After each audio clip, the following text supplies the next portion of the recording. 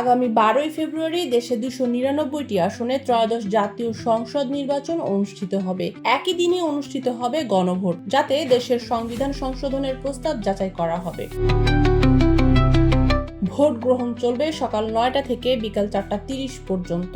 যারা লাইনে থাকবেন তারা ভোট দিতে পারবেন সময় শেষ হওয়ার পরও। প্রতিটি ভোট কেন্দ্রে ব্যবহার করা হবে স্বচ্ছ ব্যালট বাক্স ও কাগজের ব্যালট পেপার। একটি আসনে প্রার্থীর মৃত্যুর কারণে ভোট স্থগিত হওয়ায় মোট 299টি আসনে প্রতিদ্বন্দ্বিতা হবে। ভোটাররা নিজের ভোট কেন্দ্র ও ভোটার নম্বর যাচাই করতে পারবে নির্বাচনী কমিশনের ওয়েবসাইট বা smart election management BD app ব্যবহার করে। ভোটারদের দায়িত্ব নির্দিষ্ট নিয়ম মেনে শান্তিপূর্ণভাবে ভোট প্রদান করা।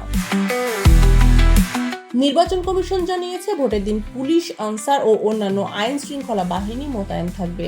ভোটের আগে ও পরে সাংবাদিক ও পর্যবেক্ষকরা মনিটরিং করবেন যাতে ভোট প্রক্রিয়া স্বচ্ছ ও নিরপেক্ষ হয়। গণভোটের মাধ্যমে সংবিধান সংশোধনের প্রস্তাব যাচাই হবে। ভোটাররা ভোটাধিকার প্রয়োগ করে দেশের ভবিষ্যৎ নির্ধারণে অংশ নেবেন।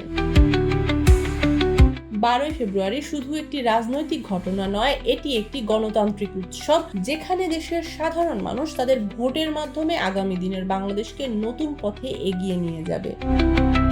ডেস্ক রিপোর্ট, নতুন কাগজ।